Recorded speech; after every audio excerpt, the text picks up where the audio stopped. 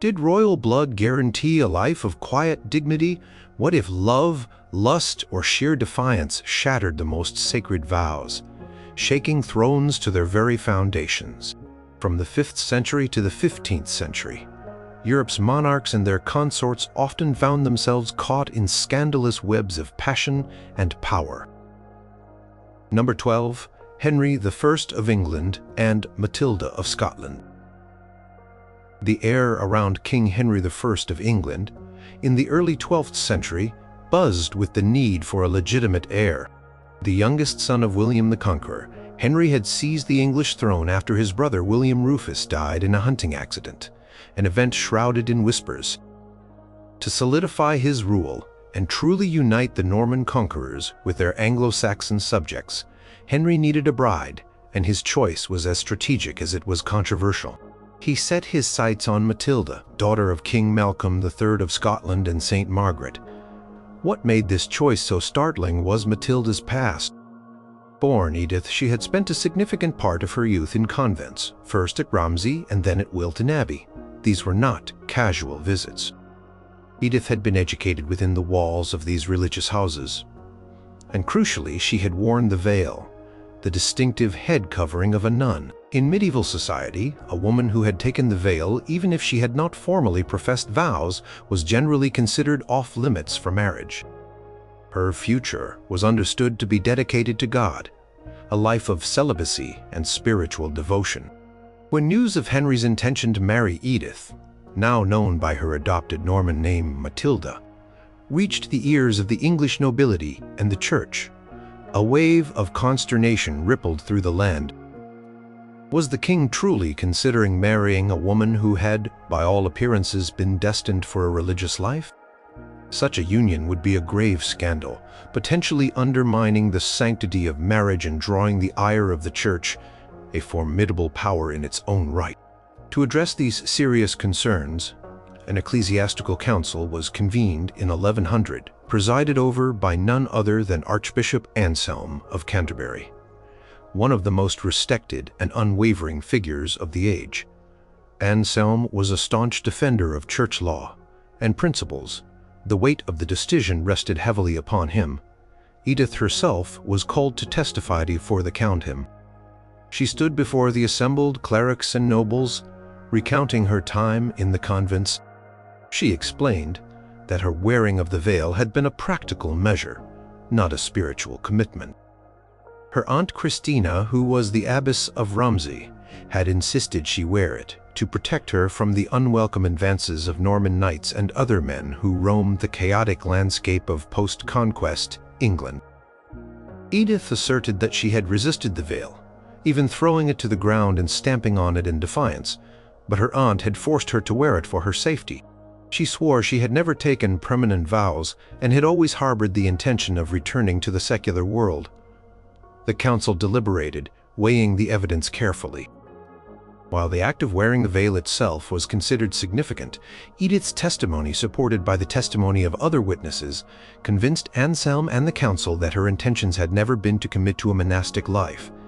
It was deemed a protective measure, not a sacred vow. Therefore, the marriage was declared lawful, and a formal papal dispensation was granted, paving the way for the royal wedding.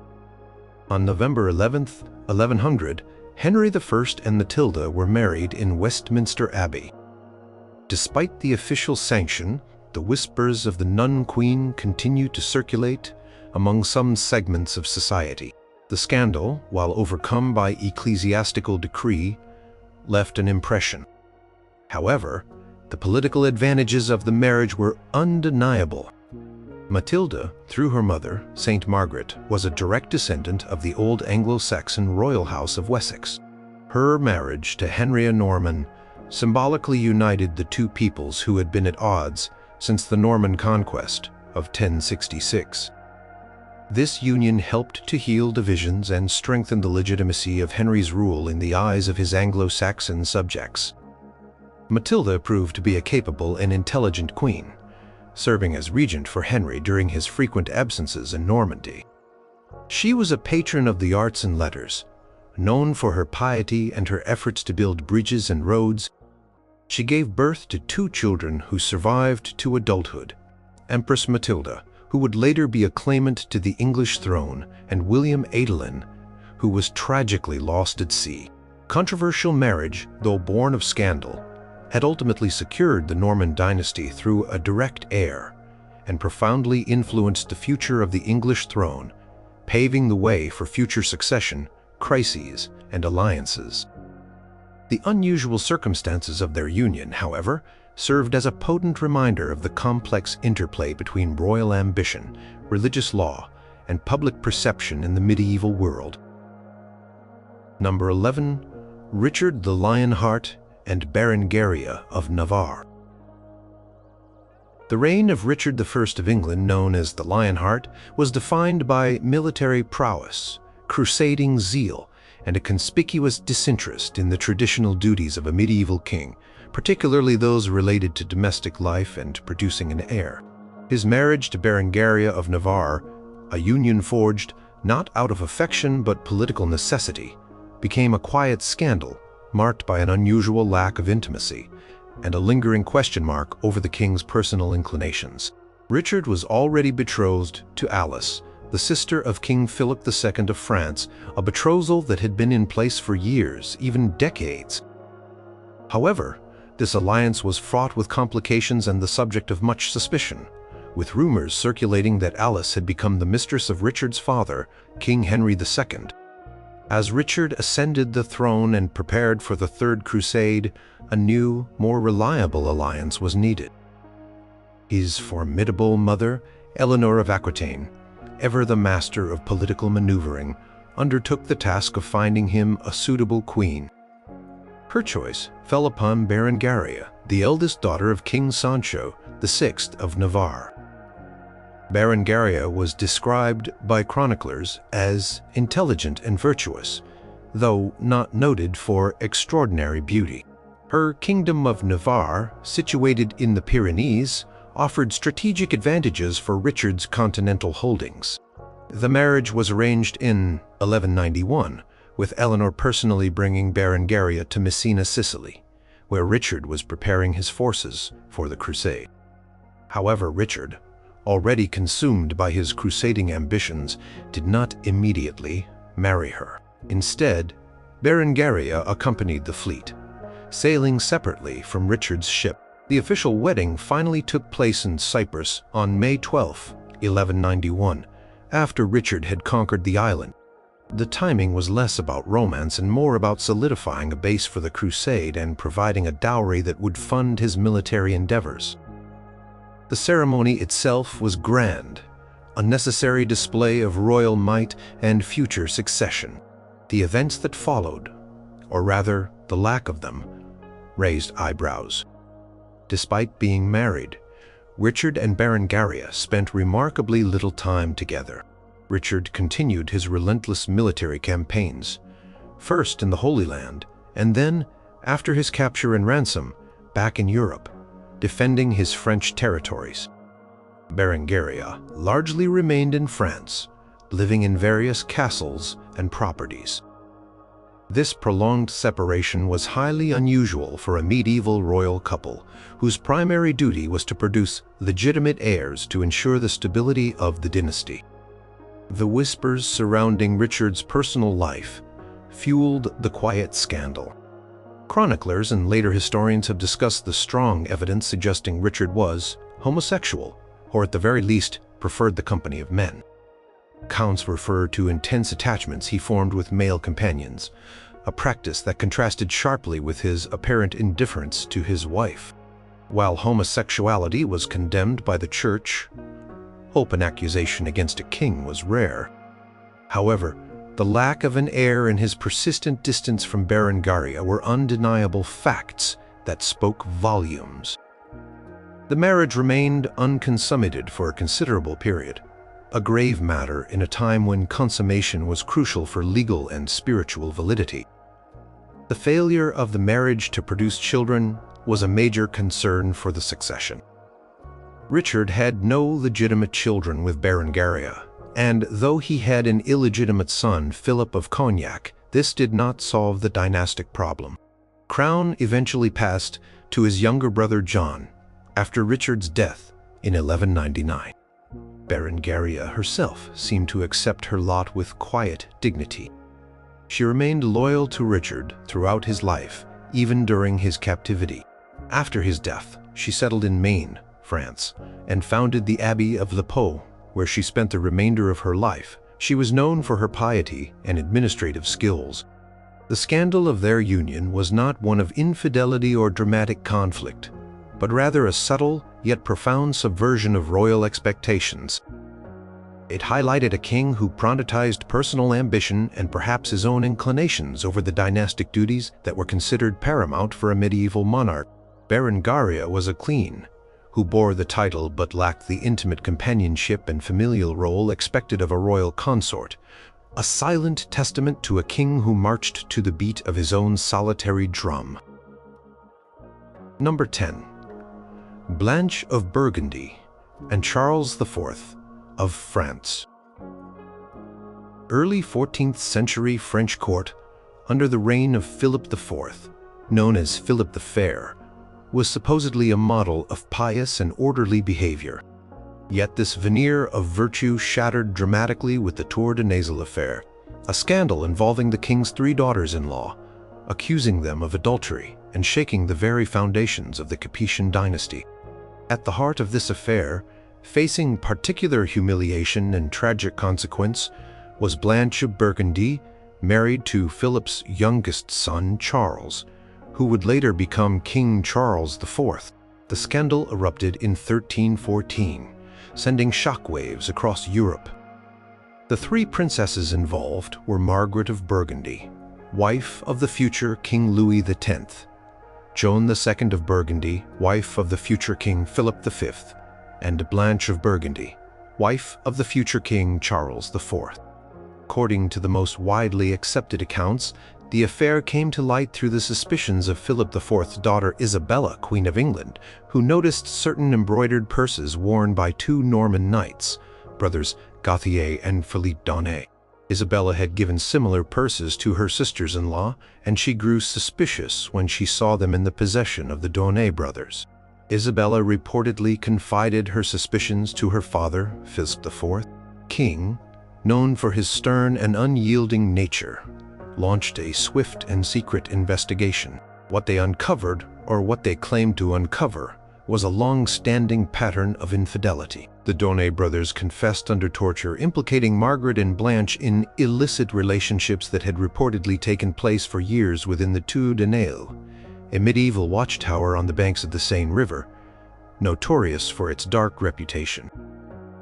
Joan, while not directly implicated in adultery, was accused of knowing about her sisters-in-law's activities and keeping silent, a serious charge in itself.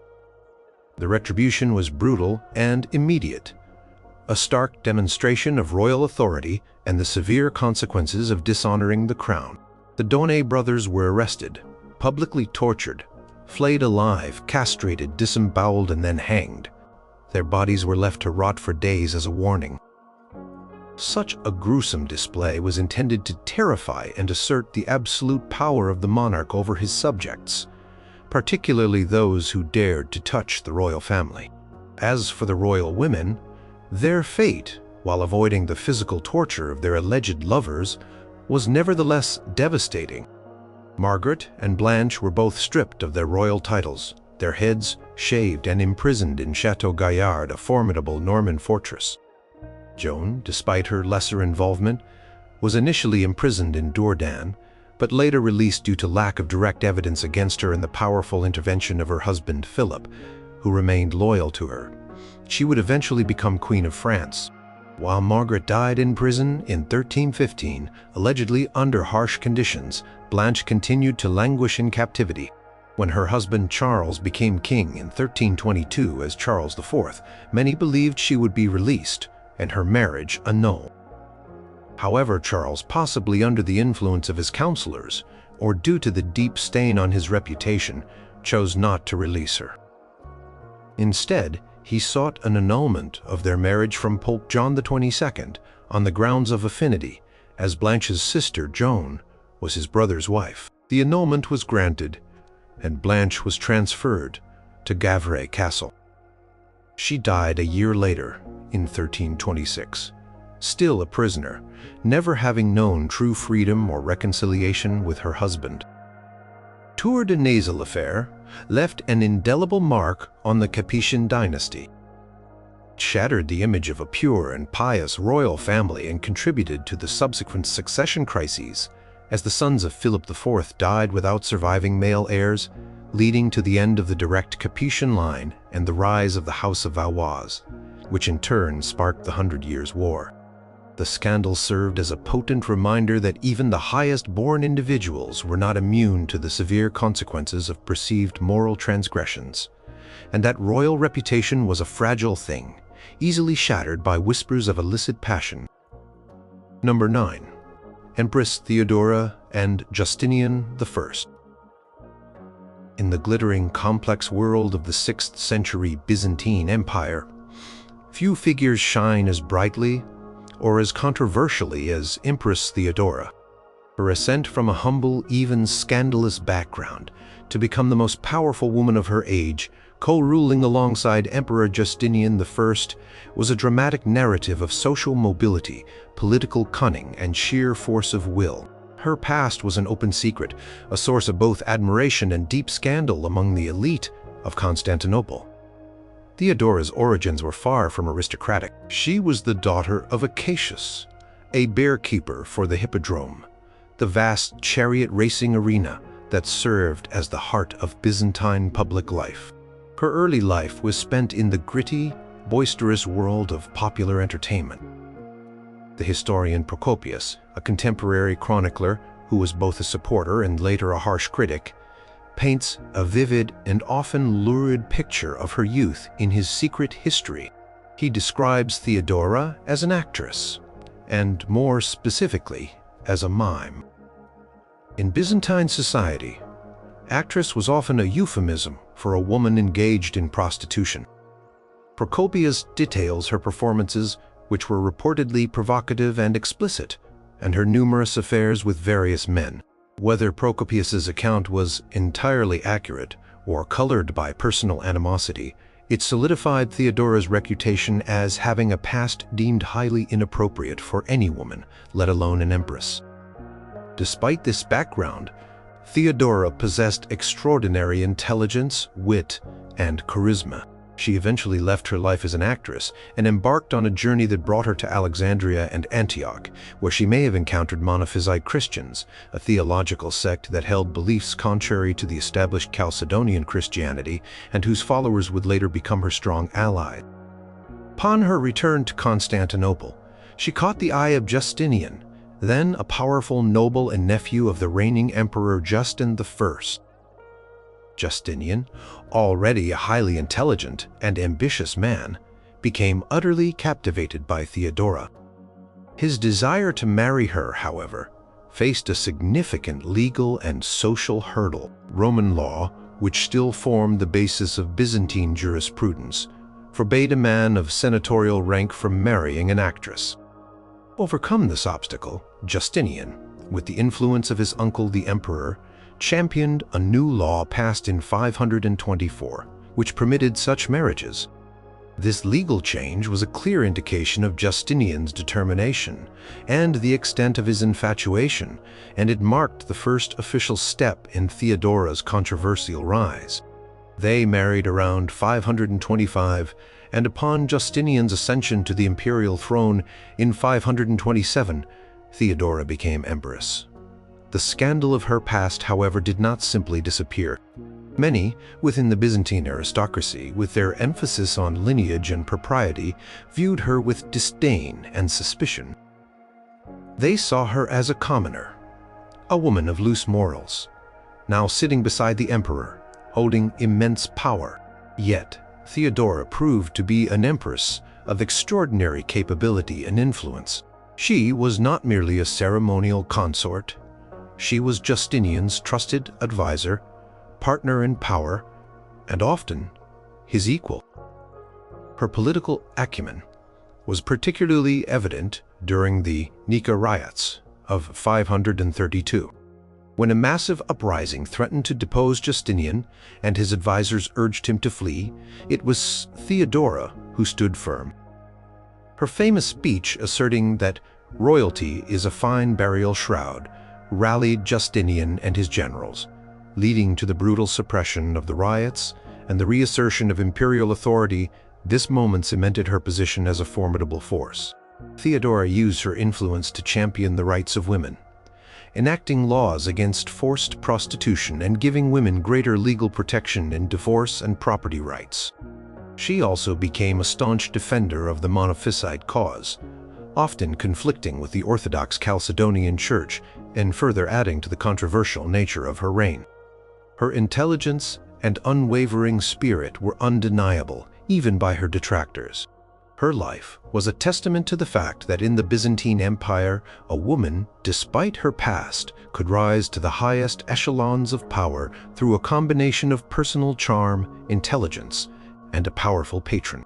Theodora's scandalous origins remained a talking point for centuries, a permanent stain in the eyes of some, but for others, it was a symbol of her extraordinary resilience and an unparalleled example of a woman who defied the social norms of her era to become one of history's most influential empresses.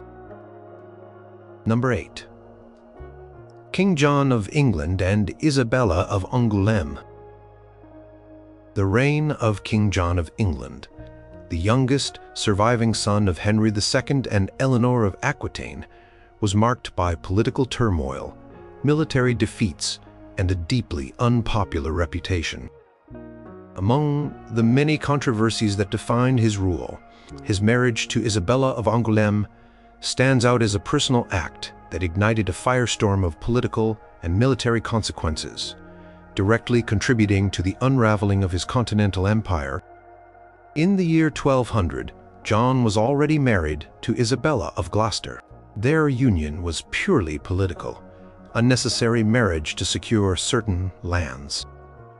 However, John sought an annulment, claiming consanguinity, a common legal maneuver of the time. The annulment was granted. John, then, in a move that shocked many and profoundly offended a powerful French noble family, decided to marry Isabella of Angulem. Isabella was a beautiful, spirited girl, barely 12 years old at the time.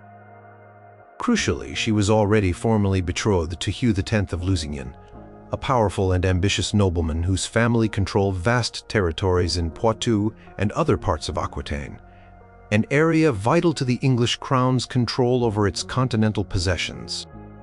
The Lusignans were not just powerful. They were notoriously quarrelsome and fiercely independent, often at odds with their Angevin overlords. The betrothal was a significant political alliance for Hugh, intended to secure his family's position and influence. King John, while passing through Aquitaine, met Isabella. Accounts vary as to the exact circumstances, but what is clear is that John was immediately captivated by her beauty and decided then and there that she would be his queen.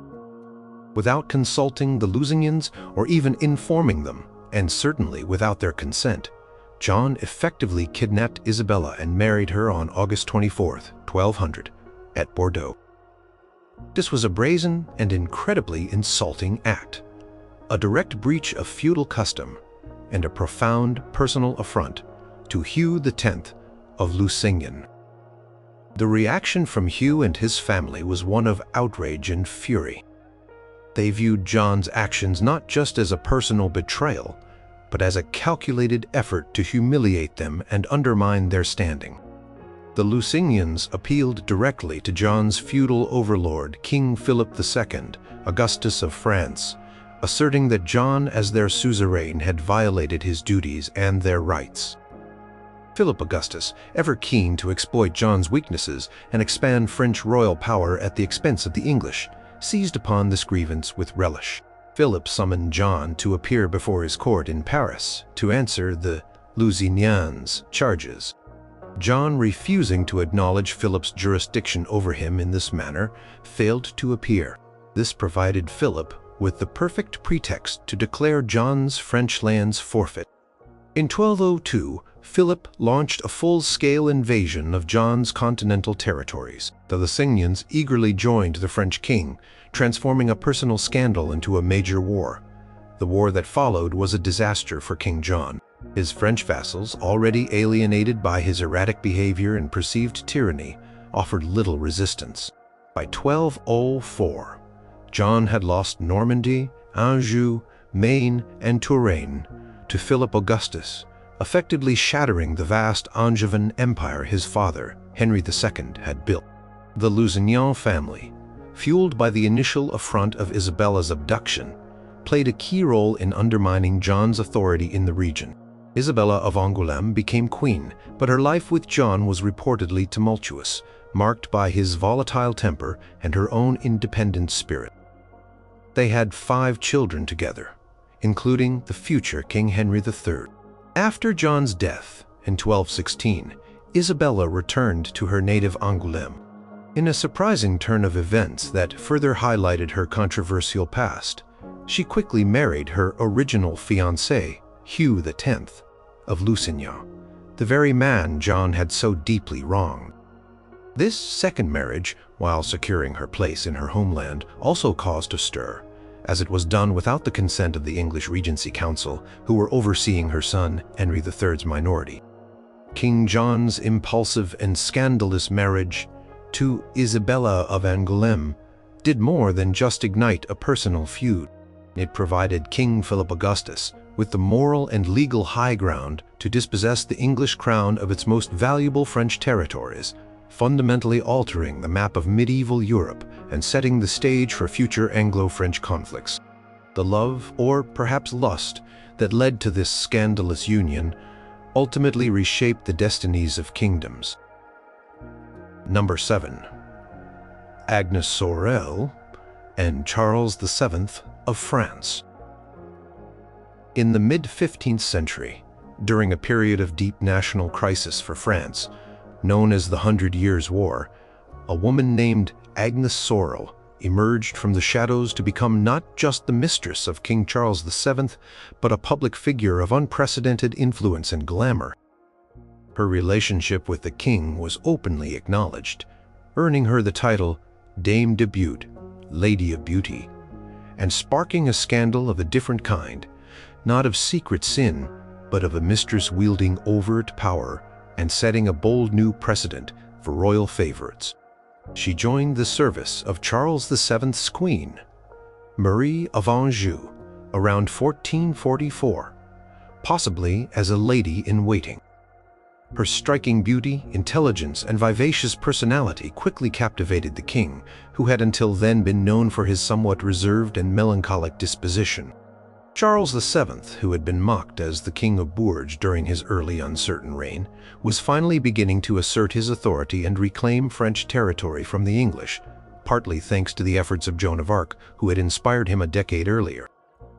Agnes became the king's official mistress, a role that was by its very nature a scandal in a deeply religious society. However, what made her situation unique was the open and prominent nature of her position.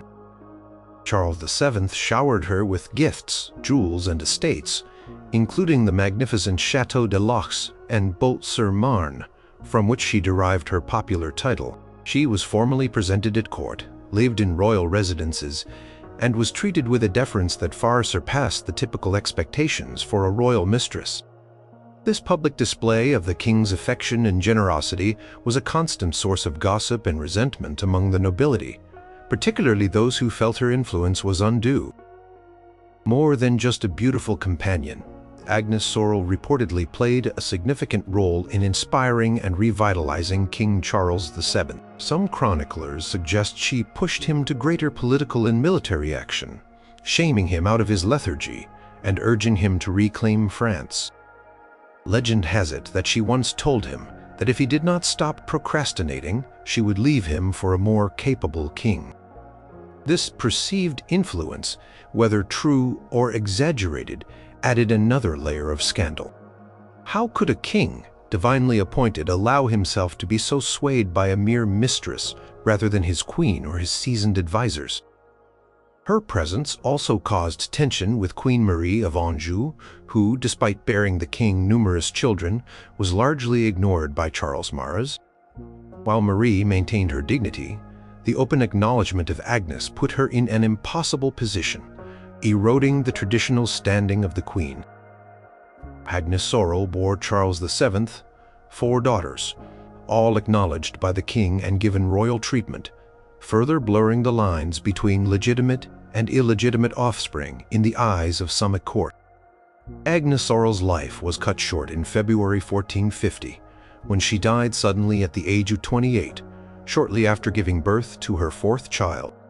Her death was attributed at the time to dysentery, but persistent rumors of poisoning circulated for centuries. In 2005, forensic analysis of her remains confirmed a high concentration of mercury in her body, leading to speculation that she was indeed poisoned, possibly by rival factions at court or by others who resented her power and position.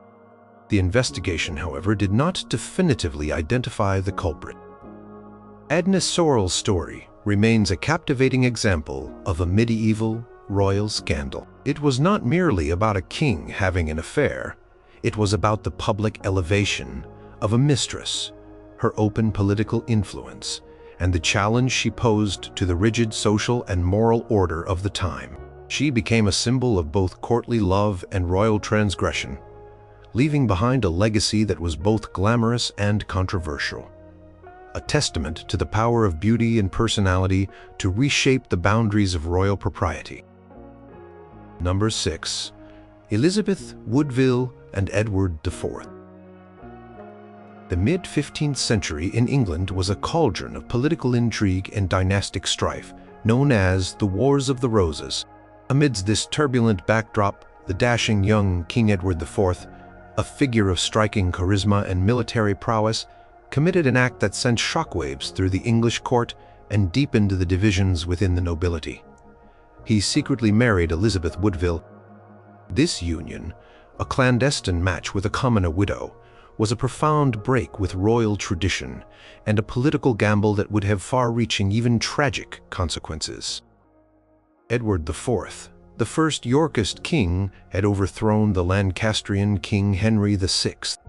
He was tall, handsome, and immensely popular with the common people. However, his kingship was precarious, and he relied heavily on the support of powerful magnates, none more so than Richard Neville, the Earl of Warwick, famously known as the Kingmaker. Warwick was Edward's most influential advisor and was actively negotiating a politically advantageous marriage for the king with a French Princess Bona of Savoy, sister-in-law to King Louis XI of France. Such an alliance would have secured English interests on the continent and strengthened Edward's fragile throne, but Edward had other plans. While Warwick was away on diplomatic missions, the king met Elizabeth Woodville. She was a woman of extraordinary beauty and grace, but her background was far from royal. She was the daughter of Richard Woodville, a minor noble, and Jacquetta of Luxembourg, a woman of higher birth, who was the widow of the Duke of Bedford. Crucially, Elizabeth was also a widow herself, with 2 young sons from her previous marriage to Sir John Grey, who had died fighting for the Lancastrian cause. Marrying a widow, especially one from a relatively obscure family who had fought against the Yorkist cause, was an astonishing choice for a king who needed to consolidate his power through a strategic foreign alliance. The marriage took place in secret on May 1st, 1464, at Grafton Regis. Only a handful of witnesses were present, and no public announcement was made. Edward kept the union hidden for several months, reportedly out of fear of Warwick's reaction. When the truth finally came out, likely in September of that year, the court erupted in disbelief and outrage. Warwick was incandescent with rage. He had spent months negotiating the French marriage, only to be utterly humiliated by his king's impulsive and clandestine act. The scandal was multi-layered. First, it defied political wisdom. Kings married for alliances, for land, for heirs, not for personal affection, especially not with commoners. Second, it undermined the authority of the powerful nobles who expected to advise the king on such crucial matters. Third, it immediately elevated the Woodville family, who were seen as ambitious and greedy by the established nobility. Elizabeth's many siblings and children from her first marriage quickly gained prominent positions and lucrative marriages, sparking resentment and jealousy among older, more entrenched aristocratic families. The marriage also raised troubling questions about its legitimacy. Some later claimed that Edward had a pre-contract of marriage with another woman, Eleanor Butler, which, if true, would have rendered his marriage to Elizabeth invalid and their children illegitimate. This claim, though debated by historians, would later be used by Richard III to seize the throne from Edward and Elizabeth's sons. The Woodville marriage directly contributed to the growing rift between Edward IV and Warwick. Warwick, feeling betrayed and marginalized, eventually switched his allegiance to the Lancastrian cause, briefly overthrowing Edward and restoring Henry VI. Though Edward eventually reclaimed his throne, the deep divisions fostered by the Woodville marriage never truly healed. The ultimate tragedy connected to this scandalous union unfolded after Edward IV's death. His two young sons, Edward V and Richard, known as the Princes in the Tower, were declared illegitimate by their uncle Richard III, partly on the grounds of the alleged pre-contract. Princes vanished, presumed murdered, a direct consequence of the legal and political uncertainties that surrounded their parents' unconventional and scandalous marriage. Elizabeth Woodville, a queen who defied expectations through love, ultimately faced immense personal suffering and loss, a stark reminder of the dangerous tightrope royal figures walked between personal desire and political necessity. Number 5. Catherine of Valois and Owen Tudor. The early 15th century saw England under the rule of King Henry V, the heroic victor of Agincourt, and his queen Catherine of Valois, daughter of the French King Charles VI. Their marriage was meant to symbolize a lasting peace between England and France. But after Henry V's premature death in 1422, leaving behind a 9-month-old infant son, Henry VI, Catherine found herself a young, vulnerable queen dowager. What unfolded next was a quiet but profound scandal that, against all odds, gave birth to one of England's most powerful royal dynasties. Catherine of Valois was only 21 years old when her warrior husband died. She was left alone in a foreign land, holding a baby who was now King of England and titular King of France. The English nobility, keenly aware of the delicate political situation and the vulnerability of the young king, were anxious about Catherine. A beautiful and relatively young widow, she was seen as a potential source of political instability if she were to remarry, especially if her choice of husband proved unsuitable. There were even fears that she might marry a foreign prince, thereby creating unwanted alliances or even a rival claim to the throne. To prevent any such mischief, Parliament passed a law in 1427 to 1428 that stated any remarriage of the Queen Dowager required the consent of the king and his council. If she married without this permission, her new husband would forfeit his lands and goods, and any children of the union would be excluded from inheritance. Despite these restrictions, Catherine, a woman accustomed to luxury and companionship, found herself drawn to a handsome and charming Welsh squire named Owen Tudor. Owen was a member of her household, possibly her wardrobe keeper or steward. He was from a relatively modest, though ancient, Welsh family, with no high aristocratic connections. The exact circumstances of their meeting and the development of their relationship are obscured by history, largely because of the intense secrecy that surrounded their union. There is no definitive record of their marriage, suggesting it took place privately without the formal ceremony and witnesses that would normally accompany a royal union. It is believed to have occurred sometime between 1429 and 1432. The motivation for such secrecy was clear. The marriage was almost certainly a direct violation of the Parliamentary Act, rendering it, in the eyes of the law, a significant breach of royal protocol, if not outright illegal. Queen Dowager, mother of the reigning king, marrying a commoner from an undistinguished background, was a profound scandal, threatening the very fabric of royal dignity and legitimacy. Despite the secrecy, Catherine and Owen's union was fruitful. They had at least 4 children who survived to adulthood: Edmund, Jasper, Owen, and a daughter named Margaret. The very existence of these children was a testament to the scandal. They were born into a precarious position, caught between their royal mother and their commoner father, their legitimacy always a question mark in the eyes of many. The informal nature of their marriage and the birth of their children eventually came to light, causing alarm among the council governing the young Henry VI. Around 1436, Owen Tudor was arrested and imprisoned, possibly for breaking the law regarding the Queen Dowager's remarriage. Catherine herself was confined to Bermondsey Abbey, where she died shortly after, in 1437. Owen Tudor, despite his imprisonment, eventually gained royal favor again and lived to fight in the Wars of the Roses. The immediate scandal of a queen marrying a commoner was significant, but the long-term impact of this forbidden romance was nothing short of revolutionary. The children of Catherine and Owen Tudor, though initially overshadowed by their controversial origins, would rise to astonishing prominence. Their eldest son, Edmund Tudor, was later ennobled by his half-brother, King Henry VI, as the Earl of Richmond. Edmund married Margaret Beaufort, a direct descendant of King Edward III, through a legitimate line.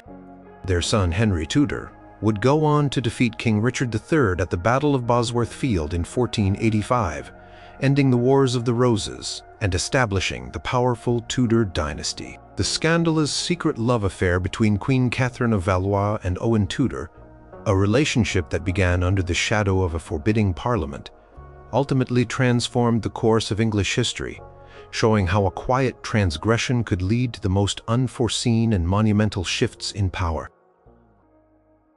Number 4. Edward II and Piers Gavveston.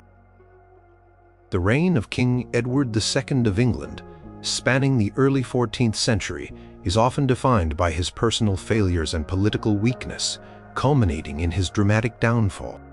At the heart of much of the controversy that plagued his rule was his intense and all-consuming devotion to Piers Gavveston, a Gascon knight of relatively minor standing. This relationship, whether purely fraternal or deeply romantic, sparked a profound scandal that alienated the English nobility, undermined royal authority, and ultimately contributed to the king's tragic end. Edward and Piers had been companions since childhood. Gavveston had been brought into the household of Edward I, Edward II's father, as a young man. From the moment Edward II ascended the throne in 1307, his favoritism towards Gavveston became immediate and shockingly blatant. Gavveston, who had been exiled by Edward I for his perceived arrogance and undue influence over the prince, was instantly recalled to court. Upon Gaveston's return, Edward showered him with unprecedented honors, titles, and wealth. He was created Earl of Cornwall, a title traditionally reserved for members of the royal family. He was given vast estates, lucrative appointments, and enormous sums of money. Edward's obsession was so complete that he even neglected his own wedding to Isabella of France, reportedly spending more time with Gaveston than with his new queen. This extravagant favoritism was a direct affront to the English nobility. They saw Gaveston as an upstart, arrogant and insolent, who monopolized the king's attention and undermined their own rightful place in the traditional hierarchy. Gaveston himself, known for his sharp wit and disdain for the established magnates, only exacerbated the situation by giving them insulting nicknames. Powerful barons, led by Edward's cousin Thomas, Earl of Lancaster, viewed Gaveston as a corrupting influence, leading the king away from his duties and damaging the kingdom. The exact nature of the relationship between Edward and Gaveston has been a subject of historical debate. Contemporary chroniclers, spoke of Edward's inordinate affection for Gavveston and his unrestrained love. While the term homosexuality did not exist as it does today, and medieval society had different understandings of male bonds, the intensity and exclusivity of their attachment, coupled with Edward's neglect of his wife and traditional kingly duties, fueled rumors and accusations that went beyond mere friendship. For the nobility, the scandal was less about the specific nature of their intimacy and more about the perceived impropriety of a king elevating a commoner to such a position of power, disregarding his own blood relatives and the established order. Edward, despite his promises, always found ways to recall his favorite. Gavveston was exiled and recalled multiple times, each return reigniting the fury of the magnates.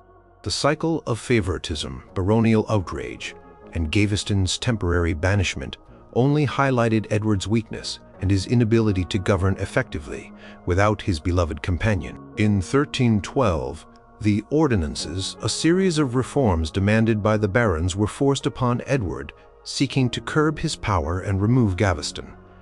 Gavveston was eventually captured by the rebellious barons. Despite pleas from the king, and even a promise of safe passage, Piers Gavveston was brutally executed without a trial on June 19, 1312, by the Earl of Warwick and the Earl of Lancaster. He was stabbed, then beheaded. Gaveston's death did not bring peace to Edward's reign. Instead, it deepened the king's resentment towards the barons and set the stage for further conflict and eventual civil war. The scandalous attachment to Gavveston had crippled Edward's ability to rule, creating an unbridgeable chasm between him and his nobility. It illustrated how a king's personal affections, when placed above the perceived welfare of the kingdom and the expectations of his peers, could lead to political disaster and ultimately to a lonely, violent end for both the beloved and the king himself. Number 3. Isabella of France and Roger Mortimer. The early 14th century saw a shocking turn of events in English history, one driven by a queen's growing disillusionment with her king and her passionate alliance with a powerful nobleman. Isabella of France, wife of the deeply unpopular King Edward II, became known as the She-Wolf of France for her pivotal role in orchestrating her husband's overthrow. At the heart of this audacious rebellion was her open, scandalous relationship with Roger Mortimer, a marcher lord who became her trusted advisor, lover, and partner in a coup d'etat that shook the foundations of the English monarchy. Isabella had married Edward II in 1308. Initially, the marriage seemed promising, producing 4 children, including the future King Edward III. However, Isabella soon found herself marginalized and humiliated by her husband's blatant favoritism towards Piers Gavveston, and later, the Despencer family, father and son, Hugh the elder and Hugh the younger. Edward's neglect of his queen, coupled with the Despensers' rapacious greed and influence over the king, fueled Isabella's resentment. She was a daughter of the formidable Philip IV of France, and she possessed a strong will and a keen political mind, traits that would not tolerate continuous disrespect. In 1325, Isabella traveled to France on a diplomatic mission ostensibly to negotiate a peace treaty between England and France. Her young son, Edward, Prince of Wales, also joined her there. It was during this time that Isabella's relationship with Roger Mortimer blossomed. Mortimer was a powerful and ambitious baron who had been imprisoned by Edward II and the Despensers for his opposition, but had dramatically escaped the Tower of London and fled to France. Away from the oppressive English court, Isabella and Mortimer's shared grievances and political ambitions forged a powerful bond. Their relationship quickly transcended mere alliance and became a public affair, a scandalous spectacle for all of Europe to witness. Isabella openly took Mortimer as her lover, defying all conventional royal decorum and demonstrating her utter contempt for her husband's rule. This open display of infidelity by a queen was unprecedented and shocking. With Mortimer's strategic and military acumen, and Isabella's royal status and access to French support, they began to plot. Their goal was nothing less than the overthrow of Edward II and the Despensers. Isabella gathered a coalition of discontented English exiles, mercenaries, and French supporters. In September 1326, Isabella and Mortimer launched their invasion of England. The invasion was remarkably swift and successful. Edward II had alienated virtually all his subjects, and few rallied to his defense. The Despensers were quickly captured and brutally executed, their deaths a stark warning to those who would wield undue influence over the king. Edward II himself was captured in November 1326. What followed was an unprecedented act in English history. A reigning king was deposed. Parliament, under the overwhelming influence of Isabella and Mortimer, declared Edward II unfit to rule. On January 20th, 1327, Edward was forced to abdicate in favor of his son, Edward III, who was still a minor. The scandal did not end there. The deposed king, Edward II, was held captive, and in September 1327, he was likely murdered at Berkeley Castle in a horrific manner, a crime widely attributed to the machinations of Isabella and Mortimer. The circumstances of his death were deliberately obscured, but the suspicion of their involvement stained their names. For the next 3 years, Isabella and Mortimer effectively ruled England as regents for the young Edward III. Their power was absolute, and they openly indulged in their relationship, living a life of luxury and privilege. However, their rule was characterized by the same kind of favoritism and self-enrichment that had led to Edward II's downfall. Mortimer accumulated vast estates and titles, and the pair's arrogance alienated many. The young Edward III, now growing into a capable monarch, chafed under the control of his mother and her lover. In October 1330, in a dramatic and decisive move, Edward III, with the help of loyal nobles, launched a surprise raid on Nottingham Castle, where Isabella and Mortimer were staying. Mortimer was captured, swiftly tried for treason, and executed by hanging, drawing, and quartering. Isabella, his partner in power and passion, was spared due to her royal blood and her status as the king's mother. She was, however, stripped of much of her wealth and influence and effectively placed under house arrest for the remainder of her long life, living quietly and largely removed from politics.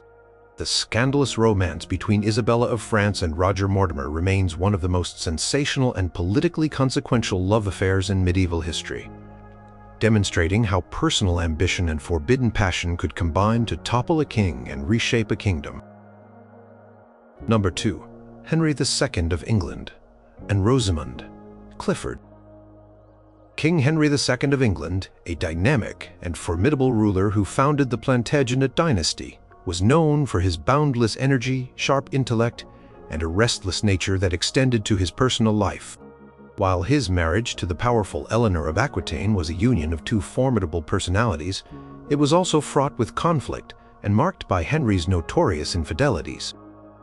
Among his many mistresses, one figure stands out: Rosamund Clifford, whose beauty and the king's open devotion to her created a public scandal and spawned enduring legends of royal passion and a queen's wrath. Rosamund Clifford was the daughter of Walter de Clifford, a minor Herefordshire nobleman. She was famed for her extraordinary beauty, earning her the epithet Rose of the World, Rosa Mundi, a name that has echoed through history. Her relationship with King Henry II began in the 1160s, a period when the king's marriage to Eleanor of Aquitaine was growing increasingly strained. While Eleanor was often in her own Duchy of Aquitaine or deeply involved in courtly affairs, Henry indulged in numerous affairs, but Rosamund quickly became his most significant and sustained liaison. What made the affair a public scandal was not merely its existence, for royal infidelity was not uncommon, but the king's open acknowledgement of it. Henry made little effort to conceal his affection for Rosamund. He housed her in various royal residences, notably at his palace at Woodstock in Oxfordshire, and later at the nunnery of Godstow near Oxford. He was known to spend significant time with her, showering her with attention and gifts.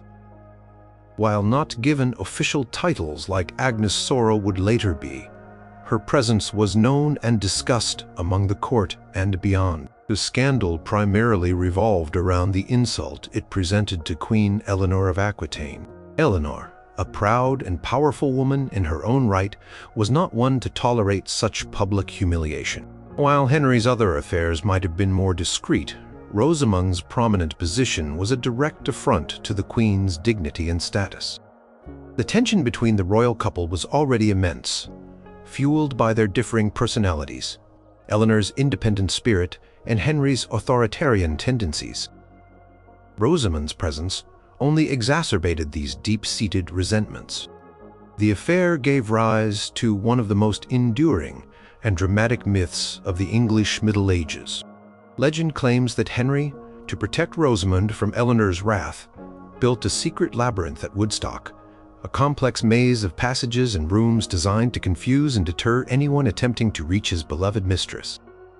The myth further asserts that Eleanor, through cunning or a thread left unwound, discovered the labyrinth, navigated its treacherous paths, and confronted Rosamund. In the most dramatic versions of the story, Eleanor then offered Rosamund a choice between a dagger and a cup of poison, leading to Rosamund's death. In reality, there is no historical evidence of a labyrinth at Woodstock, nor any reliable account of Eleanor confronting or harming Rosamund. Rosamund Clifford died around 1176, likely from natural causes, possibly illness.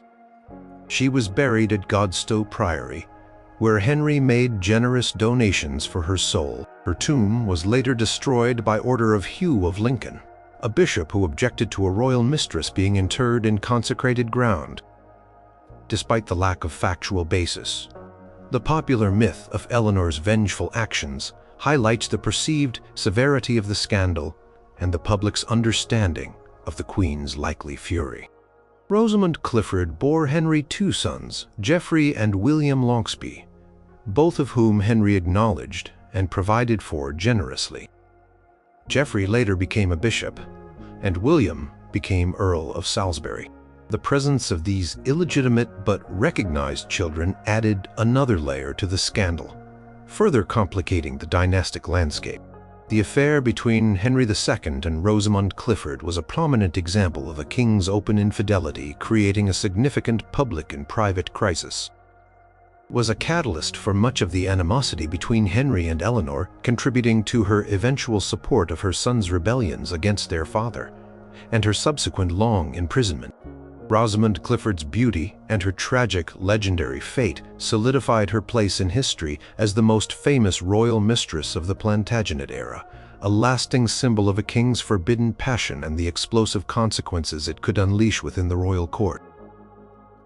Number 1. Eleanor of Aquitaine and Henry II of England.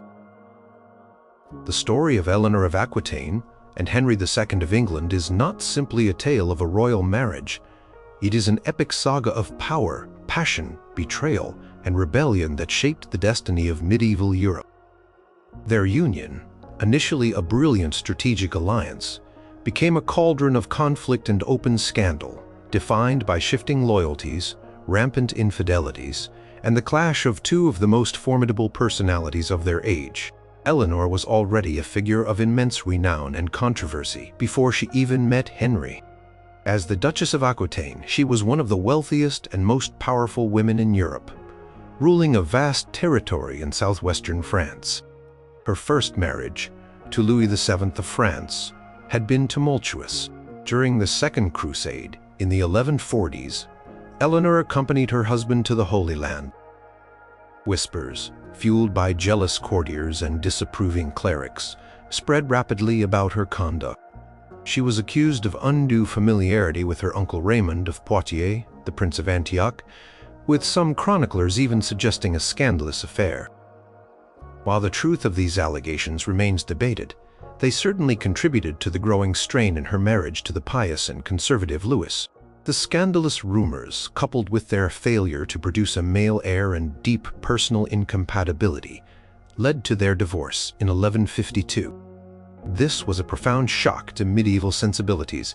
A queen of France divorcing her king was almost unheard of, and it immediately branded Eleanor as a woman of questionable morality and independence. However, Eleanor, far from being diminished, used her newfound freedom to her advantage. Just 2 months after her annulment from Louis, she married Henry Plantagenet, Count of Anjou and Duke of Normandy. Henry was 11 years her junior, a rising star, ambitious and energetic. This union was strategically brilliant for both. Henry gained control of Aquitane, forming the vast Angevin empire that stretched from Scotland to the Pyrenees, while Eleanor gained a dynamic and potent partner who matched her ambition. The speed of the marriage and the fact that Henry was Louis VII's vassal further intensified the scandal in the eyes of the French king, who felt personally and politically betrayed. Initially, their marriage was passionate and productive. They produced 8 children, 5 of whom were sons, including the future kings, Richard the Lionheart and John Tay. But as Henry's power grew and his reign solidified, the cracks in their relationship became glaringly apparent. Henry was a notorious philanderer, openly maintaining numerous mistresses, the most famous being Rosamund Clifford. These blatant infidelities deeply offended Eleanor, a woman who valued loyalty and possessed a strong sense of her own dignity. Beyond the personal betrayals, their relationship was a constant power struggle.